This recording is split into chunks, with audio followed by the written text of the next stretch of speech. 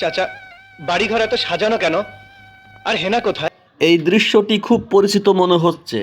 90 দশকের প্রজন্ম শুক্রবার মানেই বিটিপির দুপুর 3টার সিনেমা দেখে বড় হয়েছেন। তাদের স্মৃতির পাতা থেকে অত সহজে ভুলে যাবার তো কথা নয়। বিশ্বাস করি না, আমি বিশ্বাস করি না। এটি মূলত 1996 সালে মুক্তি পাওয়া প্রেমের সমাধির একটি ছবির দৃশ্য। পরিচালক ছিলেন ইফতেখার জাহান।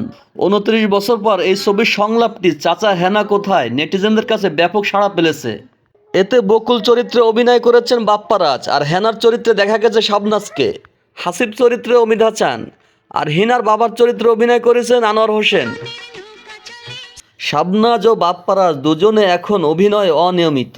ছবির ভিডিও ক্লিপ ভাইরাল হওয়ার বিষয়টি তাদের নজর এড়ায়নি।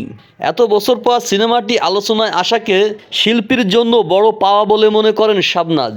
এটাকে একটি ভালো সিনেমা হিসেবে আখ্যা দিয়েছেন তিনি। তার মতে প্রজন্ম ভিন্ন হলেই আবেগ, অনুভূতি, ভালোবাসা সবই একই রকম।